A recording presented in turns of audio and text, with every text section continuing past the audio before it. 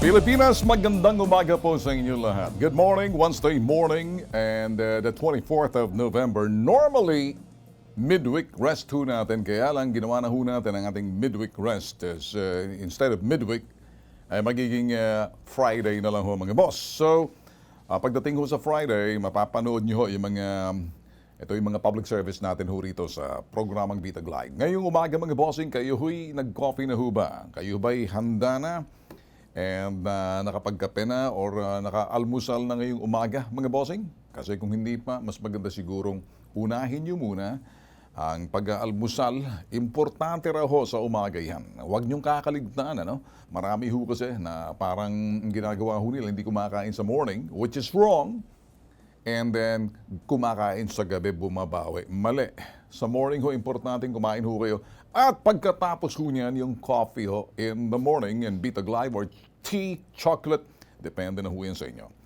Kami ngay pala yung mga boss na pwede ho sundan. Kung sakaling di nyo makompleto, buong segment ho, pwede ho panoorin ho sa aming YouTube TV, Bitag Official. Again, ganoon din ho sa aming website. Aming website ho, bitagmedia.com. Mga palabas ho yan, sinasabi ho namin, if we haven't subscribed, subscribe to be notified sa mga bagong palabas ho namin and many more to come. Yan ho. So, kami ho'y napapakinggan sabay sa Radyo Pilipinas 738. 738 Radyo Pilipinas. And may isang radio station ho sa ilalim ho ng Capital Broadcasting Center. Yan ho'y DZME. Napapanood din ho tayo, sinashare ho tayo sa kanilang mga affiliates sa Luzon, sa Visayas at Mindanao, AM and FM. Sa telebisyon, kung hindi nyo pa alam, marami nagtatanong, kami ho'y television program. Eksklusibo lang ho napapanood sa People's Television or PTV4. Alam ko may mga ibang mga channel dyan sa mga box na yan, hindi ho kami kasama. Kaya lang abot ho, free TV ho tayo, napapanood ho tayo mga bossing. So, umpisahan na ho natin ngayong umaga. Bago ang lahat. Alam nyo mga boss, sa mata ng mga kumokontra, dito ho sa isang kandidatong pangalan ay Bongbong Marcos, wala na itong ginawang tama. At hindi siya pwedeng gumawa ng tama. Lahat ng ginagawa nitong individual na tumatakbo pag presidente, aspirant ho yan, si Bongbong Marcos, lahat ng ginagawa niya, well, mali pa rin kasi pag tinignan niyo ho, nakaraan, kasalukuyan at magpakilanman, laging mali at walang tama sa mata ng mga kumokontra. Gumawa man siya ng tama, mali pa rin. Kaya mga boss, wala naman husang choice. Kaya ako minsan di na ho sumasagot. At well, sa parte ho rito, kasi alam niyo naman ho kasi may statement ho ang Pangulo na mayroong isang kandidato dyan na tumatakbo na gumagamit. Kaya ang ginawa niya ho, abay, may balita ho, nauna pa raw daw ho ito, I don't know, you have to be verified kung dalawang tuto, mas nauna pa raw nagpa-drug test itong si BBM. Kaysa doon kay Lacson and Soto. Iyon hong balita, nauna pa nagpa-drug test.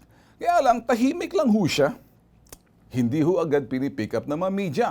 Ano ho naging resulta? Alam niyo naman ho siguro, negatibo. Negatibo, ano? And yet, kahit na negatibo ang resulta ng kanyang drug test, sa mata ng mga kumokontra, mali pa rin yan. At hindi sabing tama ang ginawa niya. Alam niyo ba bakit?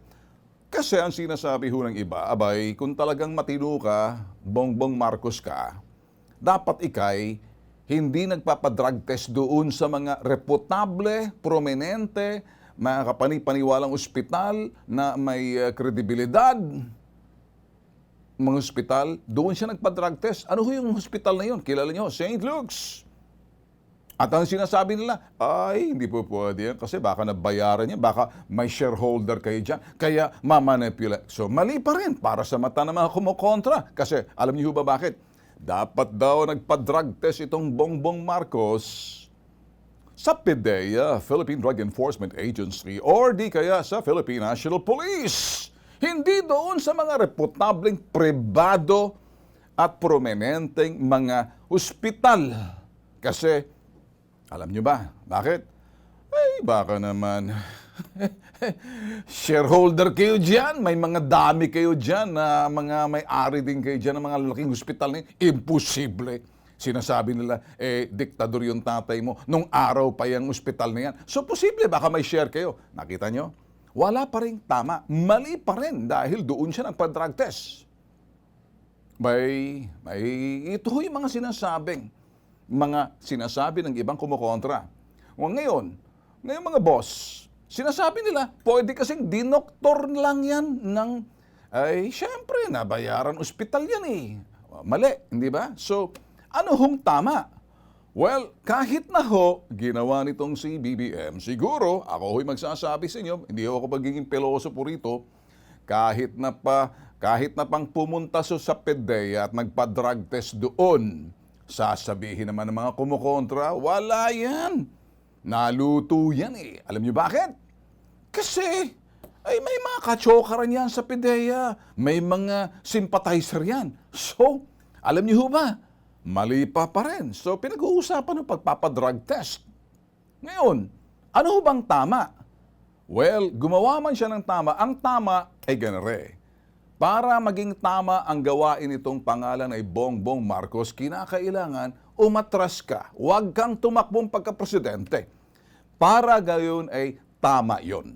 Para sa mga kumukontra, ang magiging tama lamang ay umatras ka dahil unang-una Marcos ka. Alam niyo bakit? Mali na ikay tumakbo ng pagka ito'y aspirant sa pagiging Pangulo. Kaya mali pa rin. So, dahil alam niyo ba, kumbaga sinasabi nga nila, mali. Mali kasi kung ikay tatakbo at ikay uupo sa Malacanang, mali pa rin para ikay bumalik dyan sa Malacanang na dati yan ang tatay mo dyan. Kaya ang tama dyan, umatras ka, huwag ka nang tumakbo. End of story. Yan ang magiging tama sa mga kumukontra.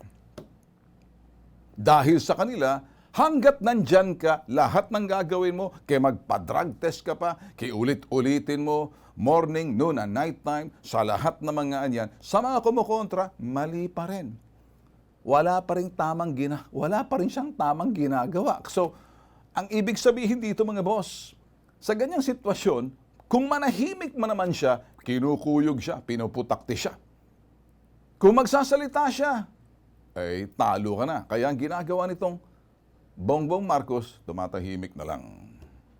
Alam niyo ba kung anong mali pa, sinasabi ho ng iba? Alam mo, ang mali mo, Totoy, ang sabi ng ibang mga matatanda riyan, tumakbo ka kasi na ang pangalan mo ay Marcos. Ang apelyido pa lang, mali na. Siguro kung ikaw ay Bongbong Ferdinand Santos o Ferdinand de la Cruz o Ferdinand anumang apelyido, pwede pa. Hanggat nandyan ang pangalan mong Marcos, ma-associate yan, narcos, as in, narco dinagdan ng S. Yun hong pinupunto ho ng mga koloko na mga kumukontra. Wala nang tama. So, nakikita niyo ba? Pero, mga boss, sa mga sympathizer ho nito, alam niyo ba, sinasabi ho nila, manalo man o matalo man, itong manok namin, sabi ho ng mga sumusuporta, nakapag-desisyon na kami, hindi magbabagong isipan namin, kasi hoda, ano man ang paninira na gagawin ninyo.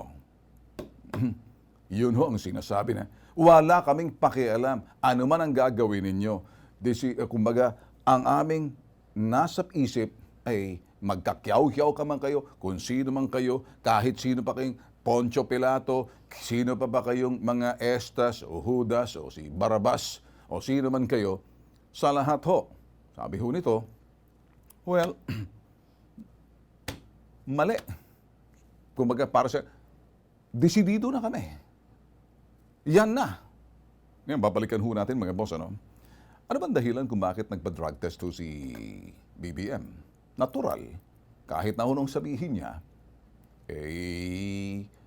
hindi mawala sa isipan ng taong bayan na parang, away, sino kaya yon? Everybody knows na yun hong tinutukoy nung presidente natin, may isa sa kanila dyan, wala nang iba kundi yan. Hindi man ang diretsa ang sinasabi, pero yung iba sabi, siya na yan. Kaya lang, para matuldukan ang espekulasyon na ako'y gumagamit ng droga tulad ng mga sinasabi dyan. At ako, bagamat sinasabi nitong tao na to, di naman akong pinapasaringan, di ako yung tinutukoy dyan. Kaya, kumbaga, para ito'y maiwasan ng mga spekulasyon, ng mga agam-agam na ako yun, nagpa-drug test pa ho siya para tuwirin. Para, kumbaga, yung maling pananaw, ganun pa rin. Ang problema, dali-dali ho sila kahapon. Ipinakita ang resulta sa NBI, sa PDEA, sa PNP. Mali pa rin.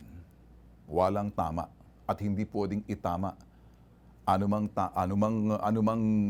sabihin natin tama na gawain, mga kaaya-ayang gawain, hindi kaaya-aya, walang anumang puwang kasi ang mga kumukontra, lalo na yung mga sumulat ng kasaysayan na nauukol sa martial law, ang panawagan, huwag pabalikin. Itong tao na to dahil may bahid yung apelyido. Ang apelyidong, kumbaga, may batik na anak ng diktador. Ako'y magsasabi unfiltered, kurakot, magnanakaw, lahat na ho yan sinasabi nila. Okay, ngayon, yun hong ibig sabihin itong mga sumulat ho ng kasaysayan ho natin na nagagalit ho sila. Kasi, hindi pa ba natututo ang Pilipino na sa kasaysayan nakasulat na pinatalsik itong pamilya nito, yung kanyang ama at sila, in exile doon sa ibang bansa. Bumalik pa rito, parang ang dating, how dare you? Nagawa niyo pang bumalik. Tanong, sino sisisihin? Sila o yung taong magdedesisyon? Kaya naman ang mga taong nalilito, pero yung iba, bakit kaya? Pero yung iba, desidido na. Yung iba, the more na ginigiba, the more na tumitibay. Habang tumatagal na habang paninira, lalong lumalakas at lalong tumitibay. Ano bang meron sa magic nitong tao na to? Tanong ho nila. Okay, ngayon mga boss, let's leave it there kasi importante malaman ho ninyo, ito mga kaganapan ho, kayong mga nanonood ho sa atin, hindi ho kami, parang lumalabas ba na parang pinagtutulakan ho natin dito? Ako, ang magsasabi ho sa, piliin ho natin yung mga karapat-dapat na mga taong iluklok sa Malacanang, yung mga taong hindi gumagamit ng droga. Kapag yung taong gumagamit ng droga, patuloy na gumagamit ng droga at gusto mong umupo sa Malacanang, dapat tinatadyakan ka palabas. Walang karapatan, kahit sino man yan, kay Bongbong man yan, kay Lacson man yan, kay Isko man yan, kay Lenny man yan, kay Pacquiao man yan, kay Bongo man yan, walang karapatan ang sino man na kapag sino man sa kanila ang gumamit ng droga, ibasura ho natin. Pero ako, tingin ko mga boss, pasado lahat yan. Wala akong babagsak sa mga yan. Hindi naman siguro maglalakas loob ang mga yan na sasabihin. O sige, kaya lang nag-aantay ang mga tao, hindi pa nagpapadrug test. Si Manny Pacquiao nagpa-drug test na. So hindi pa nagpapadrug test. Si Lenny, si Isko, si BG, si Pacquiao nagpa-drug test na yan. So, ako magsasabi na, sigurado naman ako, siguro kung magkamali man ako rito, malaking kahiyaan para sa akin, sigurado ako papasaya mga yan. So, in short, walang malalaglag. Pero ibang usapan mga boss, sa ibang bansa, kahit sa Estados Unidos, may mga presidente roon, hindi ko nababanggitin, siguro basahin yung kasaysayan nung panahon nila, ng kabataan nila, gumamit ng marijuana, sumubok ng droga, pero sila ay nahalal na pagiging nasa mga senador doon. Experience ho nila yon, pero patuloy ba nilang ginagamit? Yun hong tanong. Kung si Manny Pacquiao nagsabi niya na ako'y that time, salat pa sa kaalaman na ako'y hindi pa kilalang boksingero, nag-uumpisa pa lang, gumamit siya. Pangungumpisal ho ni Manny Pacquiao. At pagsabi niya ho ng katotohanan, kasi sabi niya, boksingero ako sa tuwing may laban. Abay, hindi ka ma-disqualify kapag dinag-test ka. Pero pag-amin niya ho, ano bang ibig sabihin ni Manny Pacquiao rito? The past does not equal the present. Hindi pwedeng mabuhay tayo sa nakaraan at gagamitin natin ang nakaraan na parang batayan sa kasalukuyan, parang wala nang pinagbago. At kung ano yung ginagawa mo kasalukuyan, yun ang hinaharap. Ay ang ibig niyo sabihin. So, kahit sino ho, ano? Ngayon, bakit ho nasabi ng Pangulo na isa dyan sa mga aspirant, huwag nating piliin mahinang leader at pagkatapos gumagamit.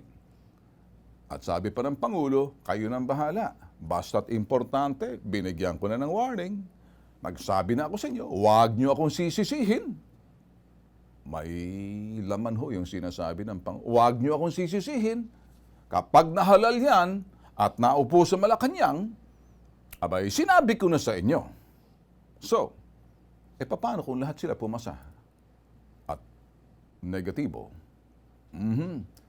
Well, sa iba ho, balikan ho natin si BBM. Sabi ng iba, hindi kami naniniwala sa resulta ng ginawa ng BBM na yan. Kasi una sa lahat, sana kung nagpa-drug test siya, sinabi niya para mag-antay kami mga kalimbahin na mga media na andoon, inaantabayan na namin habang siya magpapadrug test sa loob ng PIDEA hanggang sa CR doon sa likod, nakatalikod siya, iihi siya doon sa cylinder, kinukunan, pagkatapos siguraduhin namin hanggang hawak doon, hanggang sa lab na walang switching. Kita niyo ho, kung mag-isip yung ibang talagang, kumbaga naghahanap talaga ng butas. Ganun ho yung tamang pagda-drug test. May pa kami, lahat ho ng mga nasa law enforcement. Kahit nasa Estados Unidos, pag nahuling isang suspect, and ito ho'y in possession of drugs doon ho sa ibang bansa, sa Estados Unidos, particular ho sa Delos City, na kami ho'y nagra-ride along doon, pagkahuli sa kanya, sinisiguro na talagang may illegal substance sa kanya, sa katawan niya, pinaiihi ho sa may CR, nakabantay ang mga pulis. Bibigyan siya ng cylinder. Ibigay mo sa akin yan. Pagkatapos, dire-diretso, malalaman agad. Kasi yun hong ibang binabatayan. Lahat daw dapat, ulitin daw lahat. Merong ibang pilosopo, para fair lahat, gawin natin, isa-isa lang yan. Bantayan sila habang umiihi, nakatalikod, may camera daw ng mga media, tingnan natin para walang lulusot. Pero ang pinupunteriya ho nila, eto, si BBM. Gusto kasi nilang bumagsak to. Gusto nilang hindi pumasa to. Pumasa. Mali. Bakit? Hindi siya nagpapideya eh. Hindi doon sa PNP. O ngayon, kung sakaling pumasa man yan, mali. May mali. May conspiracy dyan. May sabwatan dyan. Ngayon, kung sakaling, sige, kung sakaling, for the sake of the argument, walang sabwatan, ginawa ba ng PIDEA, nakatalikod si BBM? Si BBM lang gusto nila. Tapos, binabantayan siya, kaliwat kanan. At may mga medyang nakakulay pink. Nakaabang ang kamera habang jumijingle. Itong si BBM. Paniguro na kung ano yung lumalabas sa kanyang urine, diretso, papunta sa cylinder, huwag mo nang hawakan, akin walang switching. Talagang gusto namin kaming mga media nakatutok dyan. Hanggang doon sa laboratory. Walang iwanan. Walang kukurap. Hanggang sa laboratory. Para makasiguro. Bay, ang ibig sabihin ng ibang mga dyan, ulitin. Pinauulit. Pero para doon sa iba, siya talagang pinupuntarya. Mali. So, wala hong naniniwala dito sa tao na to.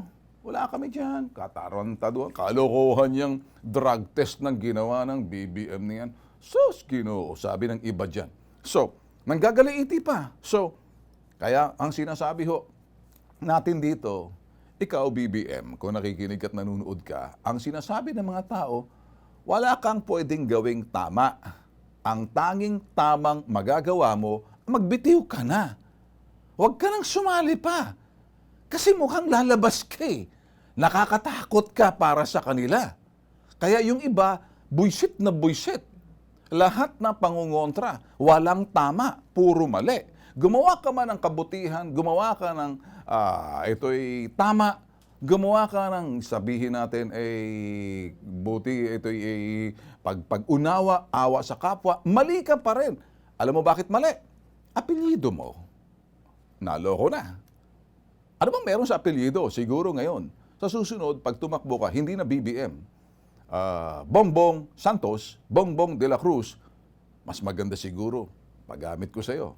Hindi ako papayag. Bongbong Tulfo. Na, Bongbong Ben Bitag Tulfo. Hindi po pwede. Nagbibiro lang mga boss.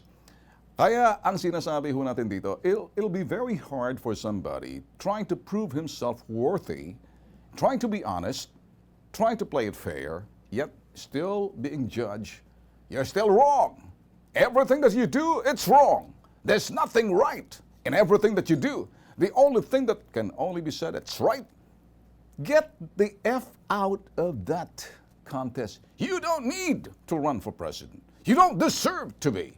Yun ho sinasabi ng iba. Kahit na sa Amerika, panigawan ho ng mga PhilAm doon na mga medyo kontra ho. Yun ho sinisigaw nila. Hindi dapat payagan. Huwag nating payagan daw to. The more ginaganyan ninyo, the more ganyan ginagawa ng iba, the more lumalakas. Ano kayang strategiya? Change strategy para makaiwas na tayo, mga boss. So, for now, hindi ho siya nagsasalita. Hinahayaan niya na lang ho yung kanyang spokesperson. Kasi alam niya siguro, useless naman eh. Kahit na ako magpaliwanag, hindi naman ako pakikinggan eh. Gagawin ko naman yung fair na tamang pamamaraan, mali pa rin eh. And the only way para siguro naintindihan niya, ano kaya pag pinalitan ko la? Bongbong Ferdinand Santos, Ferdinand de la Cruz. Ferdinand, kung ano man yung mga common name, tsak yan. Hindi na sila magagalit. End of story na tayo, mga boss. Kita nyo? Well, mga boss, ito pa something to do, ano? Ito hong mga panawagan ng mga nasa academy, mga educator kung tawagin, mga guro. Abay, sinasabi ho nila at this point, mga boss, na kung maaari mag-iingat daw, bantayan ng maigi sa panahon ngayon dahil maraming misinformation, maraming disinformation, na natatakot ho yung mga guro sa FEU, sa Ateneo, sila ho yung mga nagsasabi, kuhi daw sa mga guro na nagbibigay ng kanilang mga sinasabing experience base doon sa mga naranasan nila at doon sa sinasabi ng mga kalamagulang sa dinner table, sa lunch table nila during the time, na may mga gurong nagtuturo daw, sinasabi nito, nagtuturo ng fake news at historical distortion, binabaliktad yung kasaysayan ng martial law. Isang malaking problema kasalukuyan ito. Sabi ng mga nasa akademya, partikular sa Far Eastern University at Ateneo. What else is new, mga boss? Kaya ang ibig nang sabihin, kapag ikay nagsalita, gamitin mo ang libro. Sino bang sumulat ng kasaysayan? Well, kaya hinihimok nila ngayon, mga boss, ang DepEd na i-screen, i-monitor, ispayan, surveillance, bantayan, tutukan, umupo, sit down sa mga guro. Habang sila'y magtuturo, kinakailan isumite ang materyales bago ituro. Kasi may mga guro daw na kinikwento ang kanilang kasaysayan. Ang kasaysayan, ang mga kwento ng kanilang magulang base sa kanilang karanasan noong panahon ng martial law na hindi tutugma na nakasulat sa mga libro na yan. Kapag ikay nagkwento ng iyong kasaysayan, ng iyong karanasan, at wala doon sa sinasabing aklat na iyon ang sinasabing ito dapat ituro dahil ito ang tama na sinasabing kasaysayan ng martial law, yung teacher na yon guilty of spreading lies and historical distortion. Kaya kayo mga guro, kung kayo'y nakaranas base doon sa mga sinasabi ng magulang ninyo na panahon ay hindi tugma doon sa nakasulat sa libro, mag-iingat kayo. Mag-iingat kayo. Pinag-iingat kayo. Pinagmo-monitor kayo. Isusurveillance na kayo ng DepEd. Panawagan nila. Kasi wala kayong karapatan ibahagi ang kasaysayan base doon sa sinasabi ng mga magulang ninyo. Kayo mga guro na hindi negatibo ang dating nung panahon kasi iba ang inyong naranasan kaya experiential. Experiential, sometimes bad experience. Yun iba talagang ipaglalaban. Hindi, biktima kami ng ganitong karahasan nung panahon ni Marcos, martial law. Ngayon ho, pinapanawagan, lahat ho yan, makikita nyo. So sinasabing sa mundo ng akademya, in the world of academe, kahit to sa sa lahat, binabantayan. Huwag mangyari yung sinasabing, huwag bigyang puwang ang pangalan na dapat bantayan. M-A-R-C-O-S. Marcos. Yun ang ibig na sabihin. End of story. Mga bossing, public service muna tayo, no? Well, may panawagan ho rito sa atin na isang herbalist na Doc Kepweng, nakabundol. May pagka kulang-kulang to, no? Ang panawagan ho ng nanay dito sa nakabundol na herbalist na Doc Kepweng kung tawagin. Hiniram yung motorsiklo, nakasagasa yung herbalist na Doc Kepweng. At pagkatapos tinakbuhan. Ngayon, nalalagay sa alanganin yung may-ari ng motor na empleyado niya, hiniram niya ngayon, nowhere to be found si Doc Kepweng. Tumulong ho na matuntun si Doc Kepweng. Una sa lahat, pakinggan muna natin ang panawagan ho ng nanay. Yun ho mismong ina para lumutang at humihingi ho ng kumaari. Tulong sa inyo dahil nowhere to be found itong si Doc Kepweng. Tandaan, hindi pa ho wanted si Doc Kepweng, ha? Siya ho'y person of interest. Pakinggan ho natin. Maliit lang yung mundo. Maliit lang tong Pilipinas, kahit saan ka magtago, mananagot ka. Tandaan mo yan. Ibigay phobia ka. Kung paano ko makita sa video kung paano mo iwanan yung anak ko. Habang pinapanood ko yung CCTV na nakita ko yung anak mo nakahusay ng ilang minuto. Walang hiya ka, bumalik ka pa eh. Binalikan mo pa yung anak ko, sinilip mo lang. Tandaan mo, makakamit namin yung hustisya kahit saan ka magtago.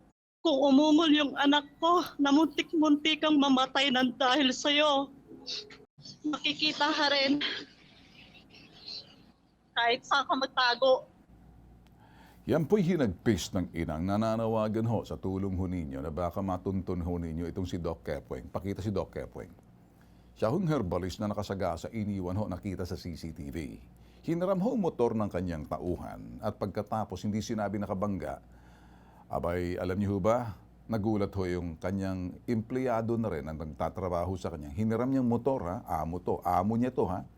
Panawagan naman nung nagmamay-ari ng motor na empleyado niya, siya'y amo. Baliktad na ata, Nananawagan yung empleyado sa kanyang bossing dito sa nangyari. Sir, magpakita ka na kasi ikaw lang naman talaga ang humiram ng motor namin. Wala namang iba. Yung nanay ko rin yung nahihirapan dito sa ginawa niya. Kawawa naman po kami. Kami ang nagbabayad ng motor nang walang ginagamit.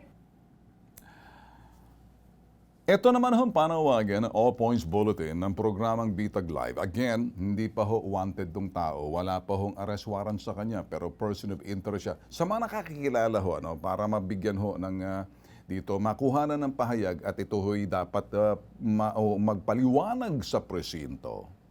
Nagmalaki pa ho to. Sabi niya daw sa iba, sa pulis, bilis-bilisan nyo kasi magiging general na yung aking bayaw. Hindi ba naman tarantado to? Etong All Points Bulletin namin, pinaghahanap natin si Doc, pakinggan nyo na maigin. Ako'y mananawagan ho sa inyo lahat, kasalukuyan. Ito hong nakikita nyong letrato na to, ang pangalan niya si Carmelo Sayo Lape. Kilala siya na parang naglalako ng herbal. Ang taong ito ay person of interest. Siya ho yung humiram ng motorsiklo. Doon sa nagpahiram sa kanya na nagtatrabaho sa kanya, pangalan Bernadette Garga. Subalit itong tao na to nakabangga ng isang bata, tinakbuhan. Kasalukuyan, kami ho'y humihingi ng tulong sa inyo. Kung sino man ho nakakilala rito, kung may nalalaman kayong impormasyon kung saan na ngayon nagtatago itong si Carmelo Sayo Lape, pagbigay alam lang ho sa amin. Para nang sa ganon matuntun natin, makausap, magpaliwanag dahil nagtatago na ho itong si Carmelo Sayo Lape. Parawagan na ho namin yan, Kung nanonood ka, Dr. Kepweng Carmelo Sayo Lape. Laklakin mong herbal mo hanggat ng bulwa ka ng CR mong putok sa buho ka. Nagmalaki ka pa. At pagkatapos tinakbuhan mo yung empleyado mo, hinahanap ka ngayon. Yung krimen na nagawa mo, hit and run sa bata, nangisay, hindi ka man bumalik, binalikan mo, pero nang nakita mong humihinga pa, okay, sabay iwan. Kundi ka ba naman, nako, kung sino man ho nakakilala rito, palakihan ng picture. Hindi pa ho siya wanted. Kami humihingi lamang ng tulong sa inyo sa pamamagitan ng public service na makapagbigay impormasyon para siya ay makuha na ng paliwanag, maimbestigahan, para naman makapagbigay ho ng katarungan at medyo ito'y peace. Magandang doon sa magulang na naghihinagpis na nawagan kanina. Ituro nyo ho. Nagmalaki pa to. Sabi doon sa pulis, bilis-bilisan nyo kasi bago maging general. Pag naging general na yung aking bayaw, larga na yan. Wala nang kwenta yung sumbong na yan. Ganon. Nagkamali ka kahit na general pa, kahit na senador pa, kahit na gobernador pa, yung bayaw mo, tutugising ka namin. Ang una kong gagawin, palaklaking kita ng herbal na binibenta mo at gusto kong makita mapurga ka. Para yung laki ng bondat na tiyan mo yan, mabawasan yung hangin dyan sa tiyan mo, pumunta na sa ulo. Parang naalaala ko tuloy yung si Presidente sinabi kay Dick Gordon. So tulong na lang ho kayo mga boss ha. Well, ito ho ang public service na controversial. Marami ho rito na mga, dito nagalit ho, ano? Pero tingnan nyo na lang ho, kayo ho mga kapatiran dyan na nagalit, inedit na namin para sa inyo, ano? Pero siguro mas magandang kaysa naman nagagalit kayo sa akin. Anong ginawa ho namin para tulungan kayong tulungan ang miyembro ninyo na hindi naman lumapit sa inyo sa akin. Hindi nyo lang nagustuhan, sinabi ko na kasi nung dekada 70, nakikita ko yan nung ako'y high school pa lang, sa aking bubot na kaisipan, gang, kasi kailan lang naman kayo na-establish not to insult you. Siguro, wag nyo ilihis ang issue. Etong ginawa namin sa miyembro ninyo, pagtulong namin. Panoorin. Okay. Hinabol po nila yung kapatid ko, sir. Dapat man lang dinala nila sa hospital yung kapatid ko. Sino nakatagpo kay Brian? Yung mga barkada niya po ang nagdala sa ospital po. Yung sinasabi nila na nanghahabol daw si Tanod para doon sa ano. So wala pong panghahabol po ang Tanod po namin, sir. So walang nakakaalam maliban lamang sa mga barkada ni Brian. Hindi natin alam kung sinong humahabol o humahabol ba o tumatakbo lang si Brian. Si Brian bang hinahabol niyan or iba yan?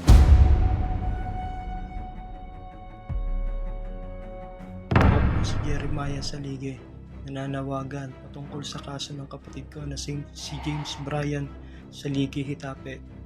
Siya po ay 17 anyos, nakatira po kami dito sa Santa Rosa, Laguna. Ang kapatid ko po ay bumili lang ng sigarilyo at sa oras pong yon ay karpe po.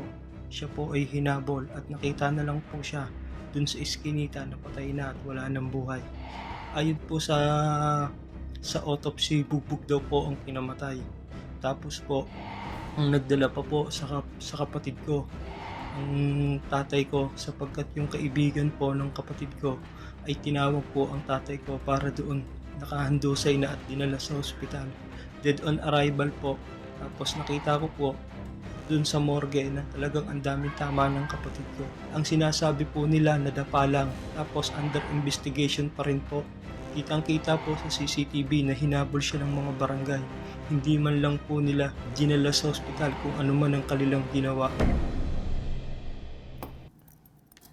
Linawin ho natin dito mga boss, ano? Itong sumbong na to, bago ho namin ipapalabas dito, sinubukan ho namin tanungin ang may pamilya kung nga ba'y gusto lang nila ng linaw na posible mga impormasyon na kinakailangan malinawan sila dahil kung talagang hustisya o katarungan ang hinahanap, kinakailangan ng pagsasampa ng kaso sa hukuman sa mga nasasangkot. So, sa parting to, kakausapin muna natin si Jeremiah, kapatid.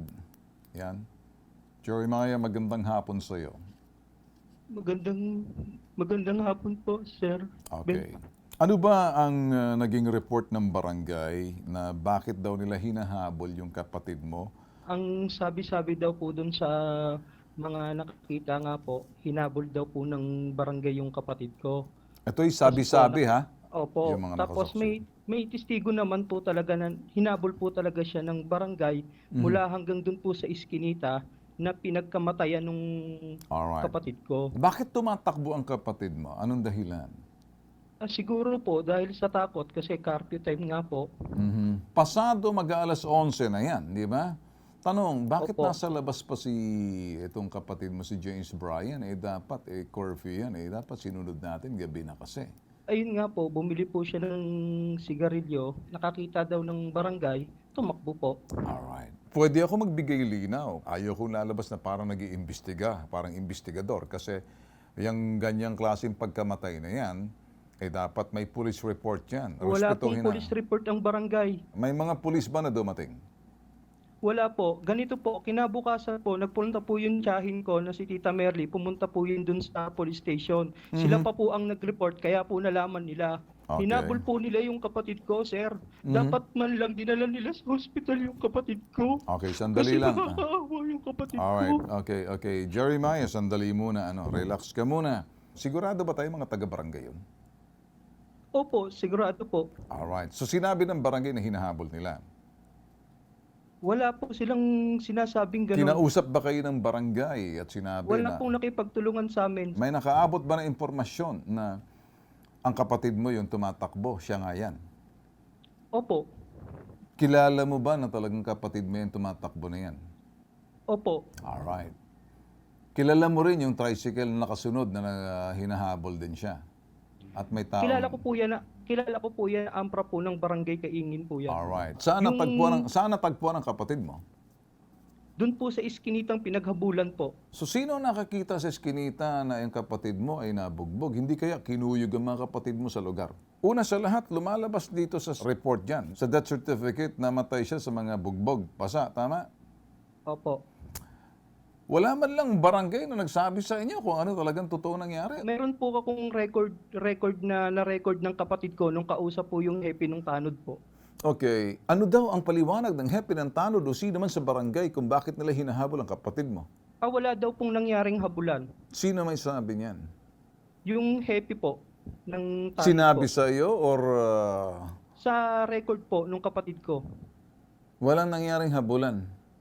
Opo, ayun lang po. Ayun po yung word na binitawan niya dun sa record ng kapatid So sino ko. yung humahabol ngayon sa kapatid mo? Barangay ba yan o ibang tao? Barangay po yan. Sigurado ka? Opo, barangay Nakita po yan. mo na yan. Hindi masyado malinaw kung sino yung mga nandyan sa tricycle na yan. Ang magpapatunay po niyan, Sir Ben, yung nakakita po. Sino yung nakakita? Yung minor de edad po na kaibigan po ng kapatid ko. Kasama niya? Hindi po, bali po nandun siya dun sa kalye pong yon. Kalye, tapos nakita niya po na hinabol po yung kapatid ko mula po dun sa iskinita. So hindi man lang kayo Wala. pumasok, lumapit sa ama ng barangay, si Christopher Dictado para sabihin. Wala pong pumunta sa amin Wala na... man lang nakiramay sa inyo Wala sa po. nangyari na ganun ang nangyari sa minor de edad na kapatid mo? Parang Wala pinabayaan lang kayo, ganun bang ibig mong sabihin? Opo. O, sige, Wala po tatawagan talaga. muna Wala po natin. Diyan ka talaga. muna ha. O, sige, natin. Hello po. Kap Dictado, magandang hapon si Ben Tulfo Huto sa PTV4 Kap. Apo, magandang hapon po, sir.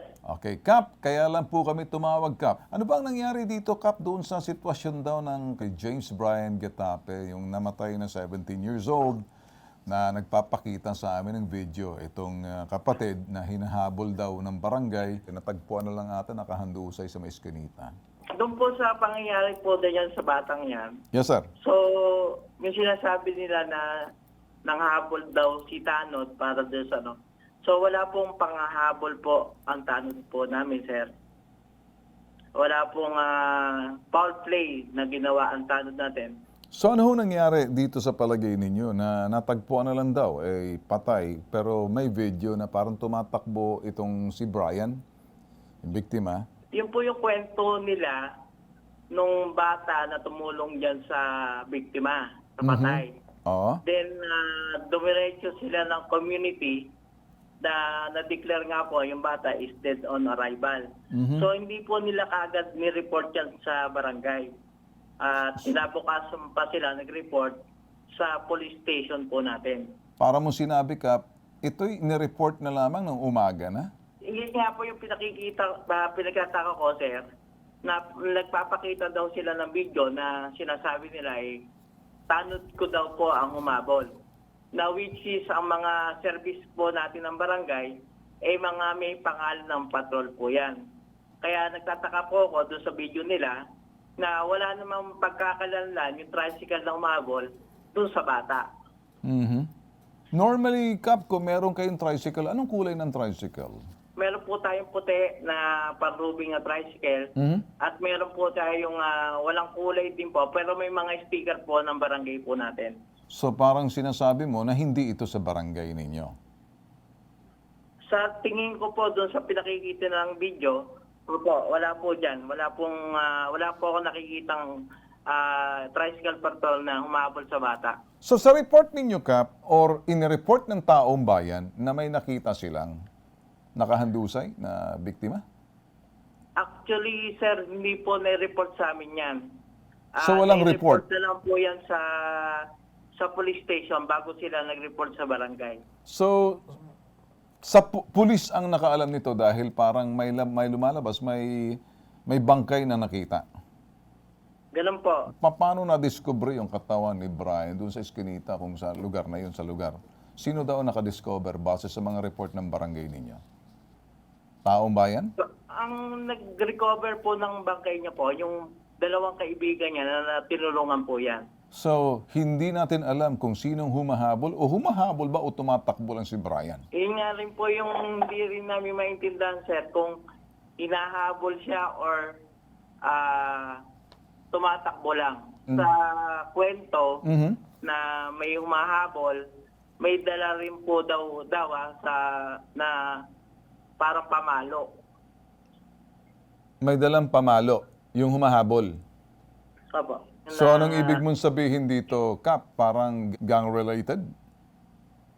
Hindi rin po natin masabi, sir, kasi mga bata yun eh. Kilala niyo ho ba si Brian dyan sa barangay ninyo? Si Brian po, hindi ko po kilala personal, pero may mga blatter po siya dito na naka-curfew siya at hindi po siya nag-wear ng face mask po. Anong impormasyon na meron kayo sa barangay dito sa umano'y mga agam-agam na parang si Brian hinabol ng barangay? Nandito po yung happy ko. Okay, sige. Kakausapin ko ngayong happy mo, Kap, para medyo siguro makakuha kami ng impormasyon. Noemi, magandang hapon, Noemi de Acosta. Kumusta pa kayo? Yes po, sir. Magandang hapon din po. Okay. Nakita mo ba yung video na hinahabol umano yung namatay na minor de edad? Yes po. Nakita ko po yung video. Anong masasabi niyo, Noemi, dito sa video? Ang ano ko po doon, hindi ko po masabing tanod dahil hindi naman po namin kilala at hindi naman po nakita at wala naman po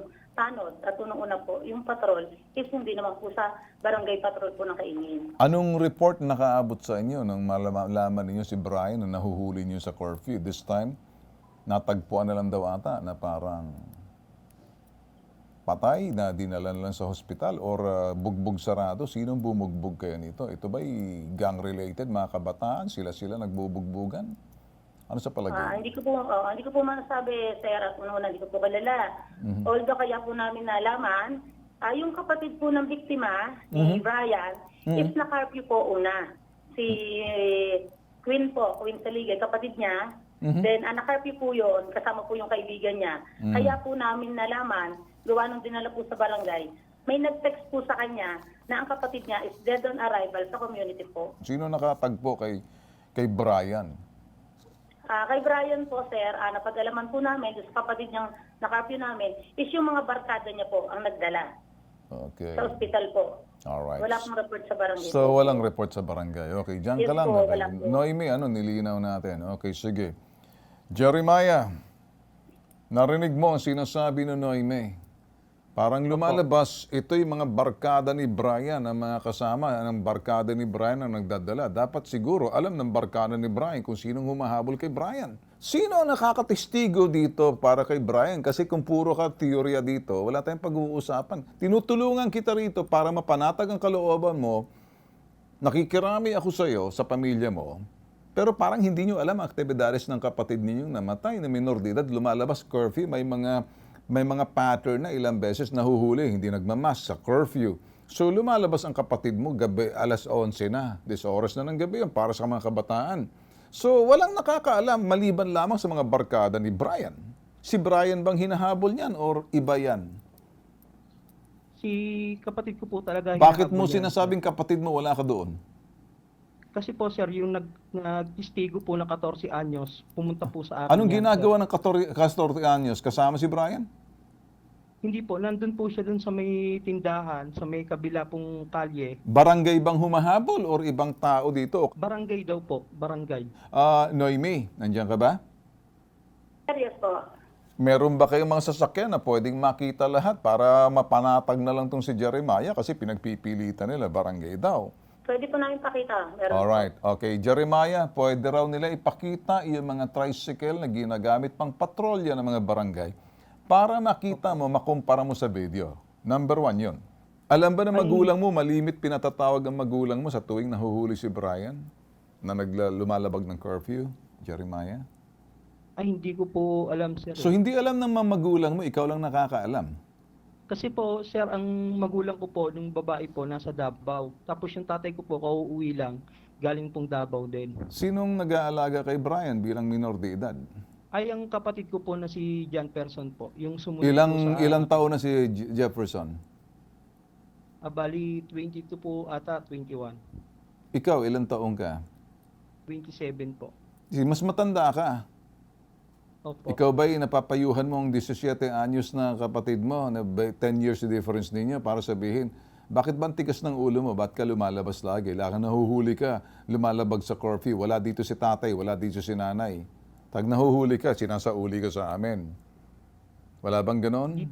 Anong ginagawa mo ng mga panahon ng 27 ng Oktubre, alas 11 na? Nasaan ka? Nasa bahay po ako. Okay, bakit hindi mo nalalaman si Brian lumalabas ng bahay para bumili ng yosi? Nagyoyosi na ba si Brian? Opo. Nangako akong tulungan ka, ilagay ka sa panatag. Kung gusto mo talagang magsampa ng kaso laban sa barangay dahil matibay ang loob mo sa barangay ang naghahabol dito, magkorte ka. Ako kasi, tumatayo ako parang magulang mo na rin eh. Opo, salamat po lang. ma'am. Alright, may naembag ba ako sa'yo? Kahit na papano, nakapagbigay linaw ba ako sa'yo? Opo, nakita ko po yung pagkukulang ko bilang panganay. Huwag mong sisisihin ang parang sarili mo. Kung nagkulang ka, medyo ayusin mo na lang, okay? Kasi baka mamaya didiinin mo ang sarili mo and mahirap na, okay? Hindi kita sinisisi, sinasabi ko lang sa iyo. Kung minsan, gumagawa muna tayo ng mali para matuto tayo, para wag na tayo magkamali muli, okay? Opo. Sana naintindihan mo yung sinasabi ko, hindi kita sinisisi. Sinasabi ko lang, nagkakamali tayo. Pagkakamali natin, lumalakas tayo, okay? Opo, marami pong salamat. Walang Sir anuman. Victor po. Sige, ingat. Yeah, okay, sige. Ito ho, nag-iisang pambansang sumbungan. Nakikinig. Dahil higit sa sumbungan, imbestigahan. At ito namang reklamo, hashtag, ipabitag mo. Pagtitingnan niyo ho yung sustansya ng aming public service doon sa pagtulong ho sa isang kapatid na nakakatanda. Yun ho'y makikita niyong sinseridad, makatulong. Hindi para manginsulto ng inyong samahan. Kilala niyo kung sino kayo. Hindi namin kayo papatulan. Hindi kami namimili kahit frat man yan or gang man yan, kung sino man dyan, talpulano man yan. Pag lumapit sa amin, lilinawin namin. Hindi namin layunin, insultuhin ang samahan ninyo. Nakikinig ba kayo? Kaya kung marunong kayong umunawat na intindihan nyo yung ginagawa namin, sa unang tingin, nakikita nyong hinahon, pag-iimbestiga, mabigyan ng linaw ang miyembro ng samahan ninyo na kung tawagin ninyo ay frat. Hindi nyo masisisi yung taong kung may experiential base doon sa panahon na matagal na bago umusbong na-establish yung inyong samahan. With due respect, di ko iniinsulto. Masyado lang kayo madamdamin eh. Pinababayaan ko na para maintindihan ninyo. Sa bandang huli, pwedeng lumapit pa ang inyong miyembro. Nabibigyan pa namin ng linaw at kung kinakailangan mag-imbestiga pa, nakahanda kami tumulong. Kayo, puro kayong ngak-ngak. Dapat kayo unang nilalapitan. Sa mga taong nanunood sa atin, kung kayo'y nalalaliman sa aking analisa, hindi ako bumabalentong. Sinasabi ko lang ho na itong si BBM, nakakaawa. Sino ba naman hindi maawa? Underdog, kinakawawa. Lahat na tama na kanyang ginagawa, mali pa rin sa mga kumukontra. Hindi ako kasama sa mga kumukontra. Sumusuri ako, pinipresenta ko sa inyo. Magiging bias na ako kapag sinabi ko, eto yung aking manok ko. Hindi ko pwedeng gawin yun. Pero, read between lines, read my lips. Look me straight in the eye. Sino ba ang nakikita nyo? Doon sa sinasabing mga tumatakbo sa politika na yan pagkapangulo. Sino sa palagay nyo ang manok ko? Bugtong-bugtong. Paglilinaw lang ho, statement of fact. Yung mahal kong kapatid na si Tul Erwin at ako, Tulfo Brothers, iisa lang ho. Iisa lang ho. Pag sinabi kong iisa lang ho, manok namin. Gets nyo mga boss? Kaya wag mawawala. Wag yung parang magbibigay kayo ng komentaryo. Hindi nyo napakinggan. Siguro, bisitahin, panoorin, pakinggan ng maigi yung nilalaman ng sinasabi ko. Hindi yung para kayong mga eng-eng. Bigla kayong bubula, para kayong mga diarrhea sa bibig ninyo eh. Hindi nyo naintindihan eh, no? Siguro sa susunod, gagawin kong simpleng-simple yung pag-aanalisa natin para magkakaintindihan. O so, wag magwa-wild dyan na parang kung anong pinagsasabi nyo. Siguro naman kung titingnan nyo na maayos, ano? O, simple lang. O, wag magwawala. Doon naman sa mga kapatiran. O, nakita nyo na kung anong pinakita natin. Galit pa ba kayo? Kung galit pa kayo, bahala kayo. Maninigas kayo dyan. Pero kung kayo tatawa lang at naintindihan nyo, di, sama-sama tayo. Di ba? Anong sabi ng ganito? Ano bang ibig sabihin nito? Nilulukot-lukot sa may pitik? See you tomorrow! Adios mga bossing!